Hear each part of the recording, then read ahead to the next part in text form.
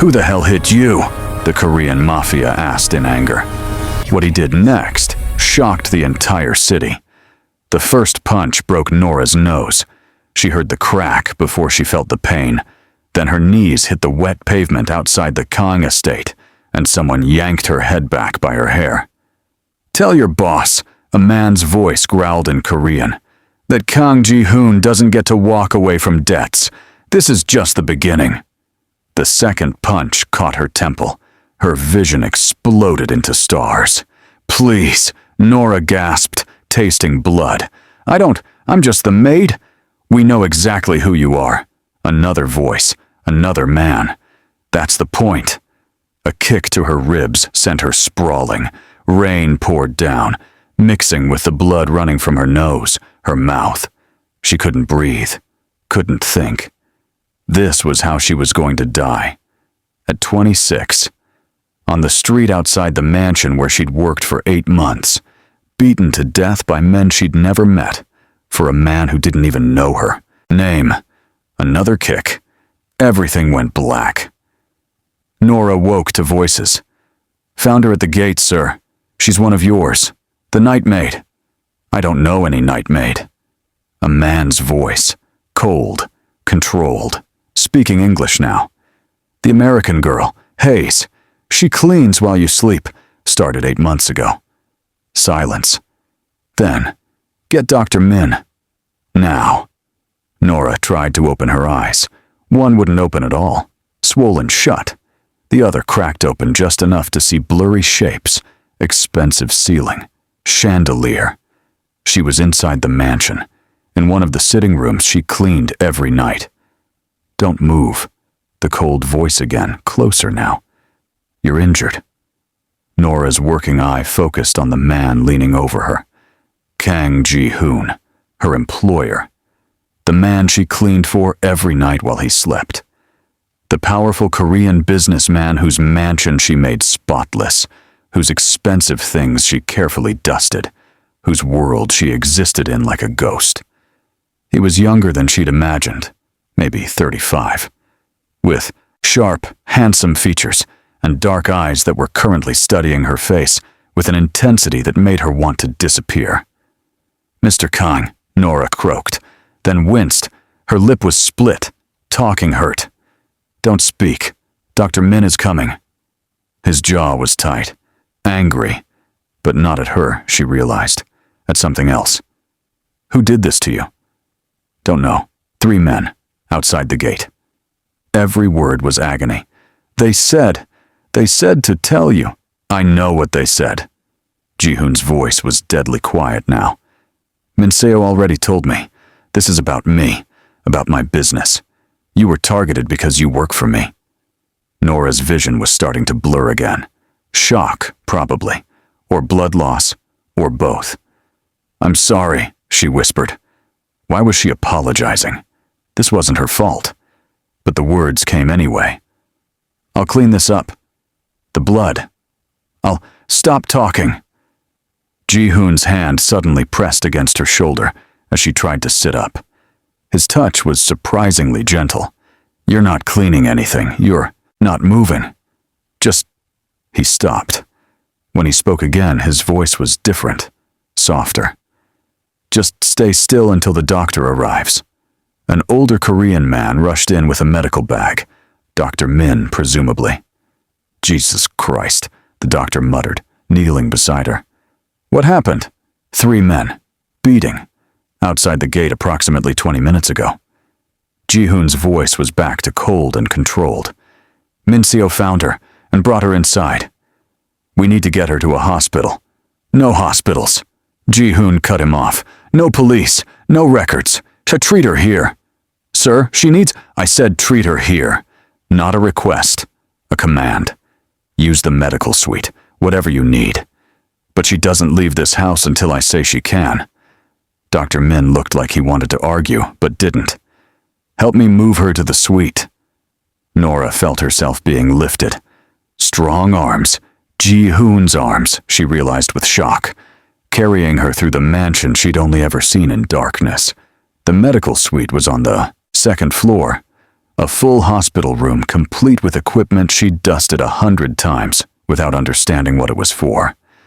Ji-hoon laid her on the bed like she was made of glass. "Fix her," he told Dr. Min.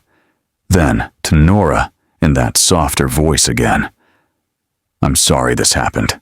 You're safe now. I promise."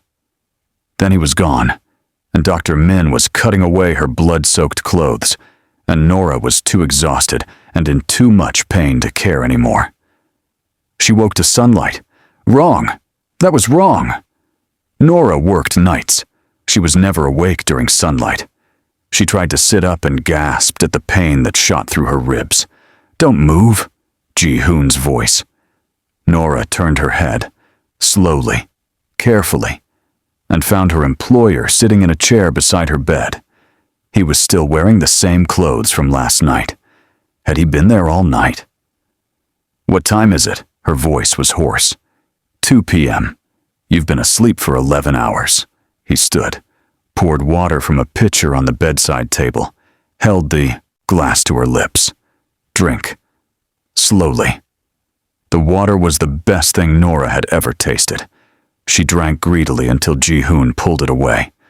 "Slowly," I said. "You'll make yourself sick." "I need to go home," Nora said. "My shift." "You don't have a shift anymore.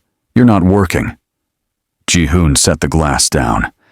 "Dr. Min says you have 2 cracked ribs, a mild concussion, a broken nose, and severe bruising. You're not going anywhere for at least a week." "I can't afford a week off. I have bills." "My mother." Nora stopped. She'd never told anyone at the Kang estate about her mother, about the care facility in Brooklyn, about the debt that was drowning her. "Your mother in the memory care facility," Ji-hoon said quietly. "Early onset dementia, $8,000 a month. You're 3 months behind on payments." Nora's blood went cold. "How do you know that?" "I know everything about everyone who works in my house. I should have known it sooner." His expression was unreadable. "You work 3 jobs. This, one, a diner in Queens, and weekend art sales in the park. You sleep 4 hours a night. You're $180,000 in debt between your mother's care and your student loans. And I didn't even know your first name until last night." Tears burned Nora's eyes. The humiliation of having him know everything, of being so thoroughly investigated while she'd been unconscious and helpless, was almost worse than the beating. "I'll work it off," she said, hating how her voice shook. "Whatever medical costs you've incurred, You'll do nothing," Ji-hoon cut her off. "Those men beat you because of me. Because in their twisted logic, hurting someone who works for me sends me a message. This is my fault, my responsibility. I'm just the maid. Stop saying that."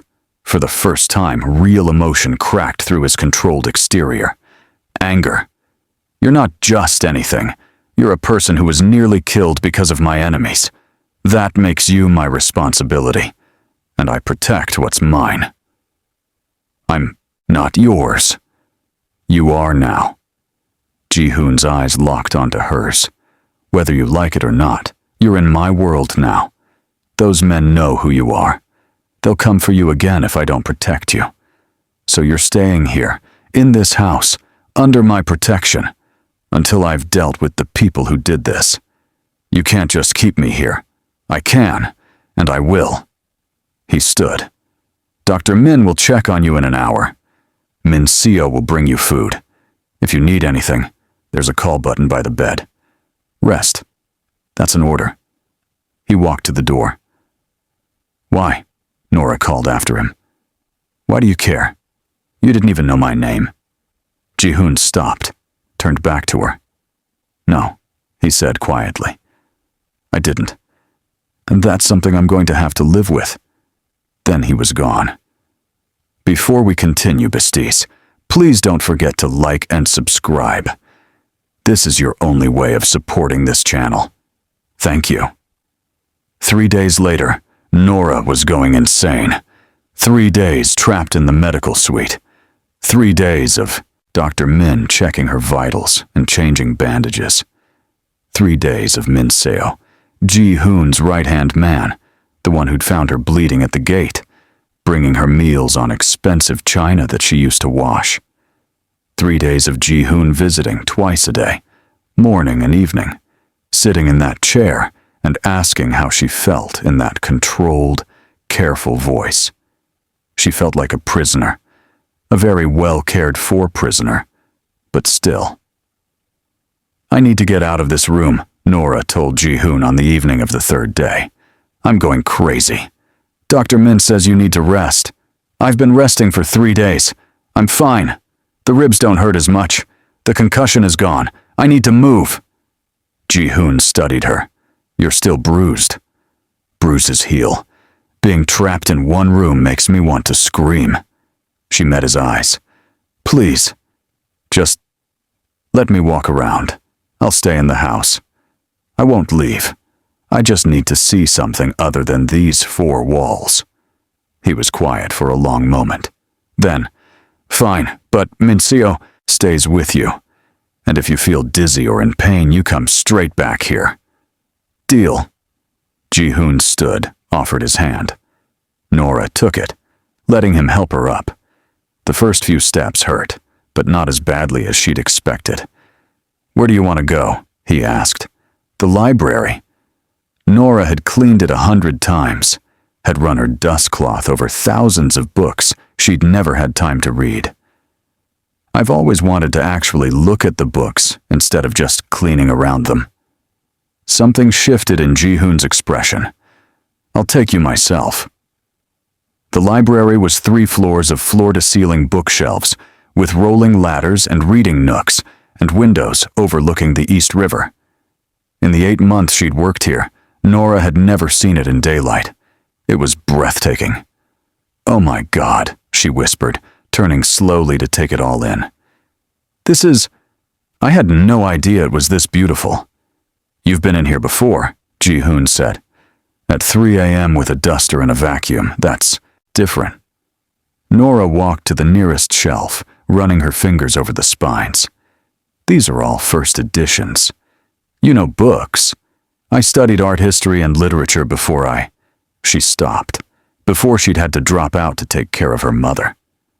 "Before everything fell apart, I used to want to be a curator, or a professor, someone who got to spend all day with beautiful things and help other people appreciate them." Ji-hoon was quiet. When Nora looked at him, he was watching her with that intense expression again. "What?" she asked.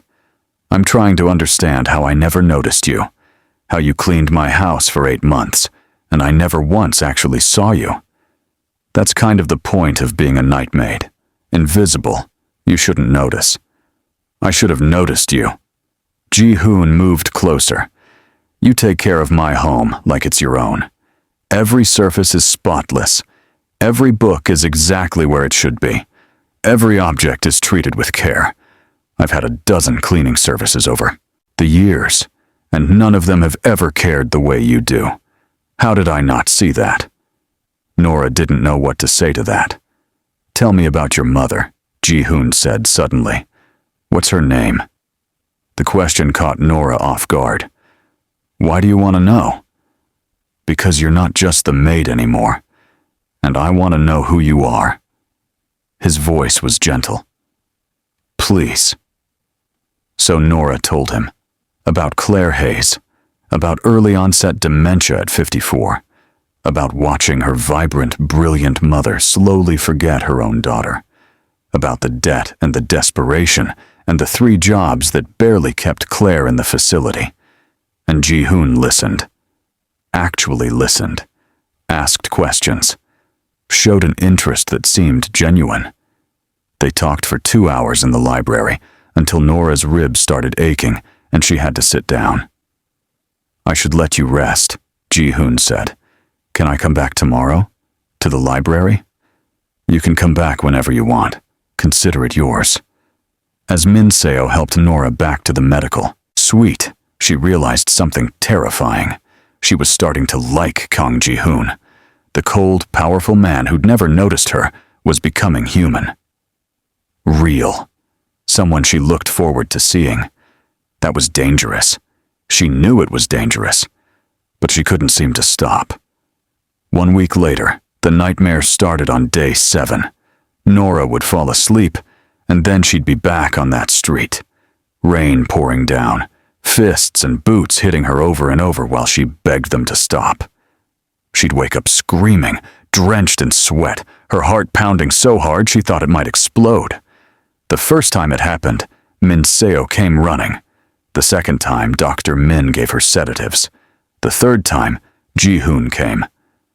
Nora woke from the nightmare sobbing and found him sitting on the edge of her bed, his hand on her shoulder, speaking to her in soft Korean. "You're safe. You're in my house. No one can hurt you here." "I'm sorry," Nora gasped, trying to catch her breath. "I'm sorry. I don't mean to—" "Stop apologizing. You have nothing to be sorry for." Ji-hoon's hand moved to her face, his thumb wiping away her tears with surprising gentleness. "This is trauma. It's normal. It will get better." "What if it doesn't?" "Then we'll deal with it together." He stood. "I'm going to stay until you fall back asleep. Is that okay?" Nora should have said no, should have maintained professional boundaries, should have protected herself from getting more attached to this man than she already was. Instead, she said, "Okay." Ji-hoon moved the chair closer to her bed, sat down, and began talking. About nothing important. About books in the library. About the art collection on the 3rd floor. About his childhood and soul. About anything and everything except violence and danger and fear. His voice was soothing. Deep. Safe.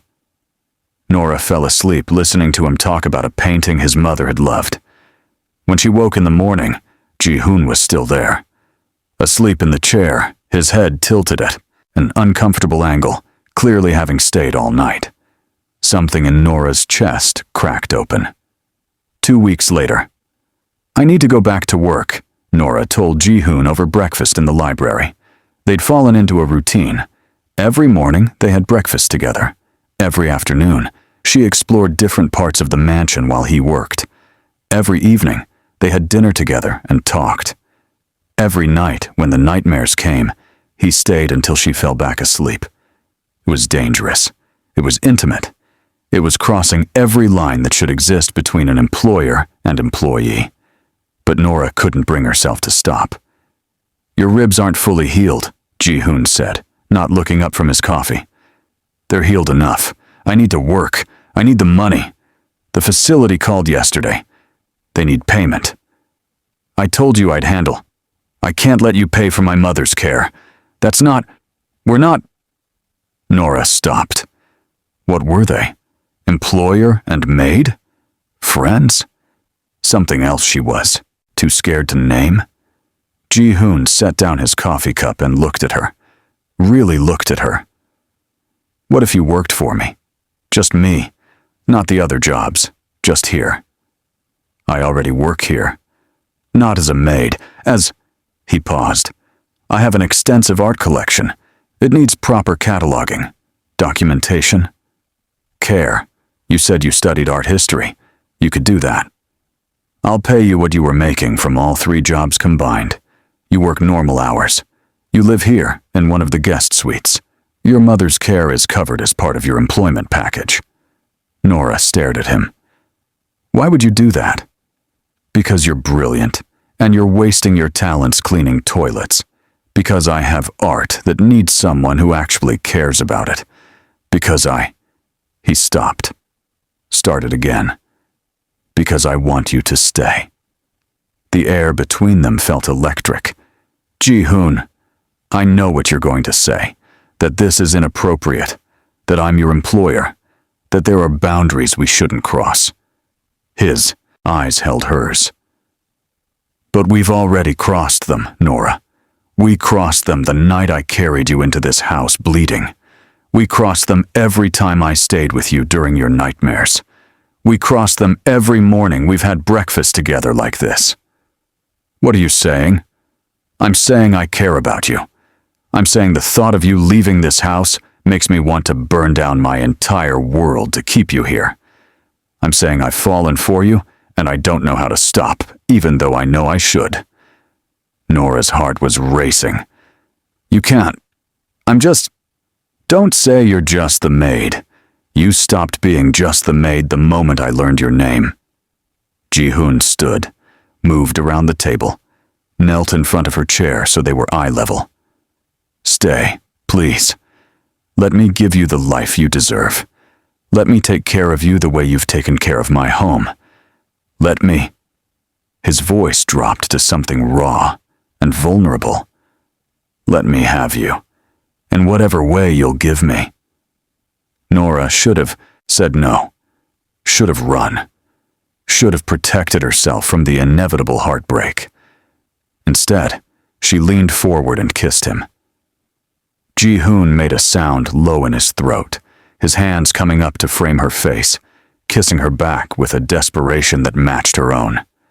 When they broke apart, both breathing hard, Ji-hoon pressed his forehead to hers. Is that a yes? He whispered. That's a yes. 1 month later. Everything changed one Tuesday afternoon. Nora was in the art gallery on the 3rd floor, cataloging a series of Korean contemporary pieces, when Min Seo appeared in the doorway. Mr. Kang needs to see you immediately. His office. Something in Min Seo's tone made Nora's stomach drop. She followed him to Ji-hoon's office, where she found her boyfriend? Lover? She still didn't know what to call what they were, standing by the window, his entire body radiating tension. Ji-hoon? What's wrong? He turned, and Nora saw something in his eyes she'd never seen before. Fear. I paid off your mother's debt, he said without preamble. All of it. The medical bills, the student loans, everything. You're free. Completely debt-free. Nora's knees went weak. What? When? 2 weeks ago. I didn't tell you because I knew you'd argue. But I needed you to have options. I needed you to know that you can leave whenever you want. That you're staying here because you want to, not because you're trapped. I don't understand. Why are you telling me this now? Ji-hoon handed her a photograph. It was taken from a distance, but Nora could see herself clearly. Standing outside the memory care facility in Brooklyn, visiting her mother like she did every Sunday. Her blood went cold. The men who attacked you, Ji-hoon said quietly. Their boss, a man named Sung Jae-won, just sent me this, along with a message. He knows where your mother is. He knows you're important to me, and he's threatening to use that against me unless I give him what he wants. What does he want? Territory, business, things I won't give him. Ji-hoon's jaw was tight. But if he goes after you again, if he goes after your mother, what are you saying? I'm saying you need to disappear for a while. Go somewhere safe. Your mother will be moved to a secure facility under a different name. You'll have protection, money, everything you need, until I've dealt with Jae-won. Dealt with him how? Ji-hoon didn't answer. Didn't need to. Nora could see it in his eyes. He was going to kill Sung Jae-won. Was going to go to war to protect her. No, Nora said. This isn't negotiable. I said no. Nora moved closer to him. I'm not running. I'm not hiding. And you're not going to war for me. Nora! Listen to me. I've been invisible my whole life. I've hidden. I've run. I've let the world walk over me because I was too scared to fight back. She took his face in her hands. But I'm not scared anymore. Because I have you. Because for the first time in my life, someone sees me. Someone fights for me. Someone cares if I live or die. Which is exactly why you need to. I'm staying. We'll figure this out together. But I'm not leaving you. Nora kissed him. I love you, Ji-hoon. I've been in love with you since you sat with me through my nightmares. Since you listened to me talk about my mother. Since you saw me when I was invisible to everyone else. I'm not running from that. Ji-hoon pulled her into his arms, holding her so tightly she could barely breathe. I love you too, he whispered into her hair. I love you so much it terrifies me. Which is why I need to keep you safe. Then we keep each other safe. Together. 2 weeks later, Ji-hoon didn't go to war. Instead, he did something Nora had never expected. He negotiated. Sung Jae-won wanted territory and legitimacy. Ji-hoon gave him some of both, enough to satisfy his ego without compromising his own empire. In exchange, Jae-won left Nora and her mother alone. Permanently. It wasn't a perfect solution, but it was a peaceful one. You gave up part of your business for me, Nora said, as they stood on the mansion's rooftop overlooking the East River. For my safety. I'd give up all of it for you, Ji-hoon said simply. Business can be rebuilt. Empires rise and fall. But you, he turned to face her. You're the only thing I've ever cared about more than power. That's not healthy. Probably not. He smiled. A real smile. The kind she only ever saw when they were alone. But I don't care. You taught me that there are things more important than being feared. Like being loved. Like being seen. I was supposed to be invisible to you. You were never invisible. I just wasn't paying attention. Ji-hoon pulled her close. I'm paying attention now, and I'm never looking away again. 6 months later, they married in a small ceremony in the mansion library, surrounded by the books Nora loved and the art she'd cataloged. Claire Hayes was there in one of her good moments, smiling at her daughter in her wedding dress. And Nora, who'd spent her whole life being invisible, finally understood what it meant to be seen. The end. Sometimes the most powerful people in the world are blind until someone forces them to open their eyes. If you loved this story, hit that like button, subscribe, and drop a comment telling me, have you ever felt invisible? Would you fall in love with a mafia boss? Thank you for watching, besties, and I'll see you in the next one.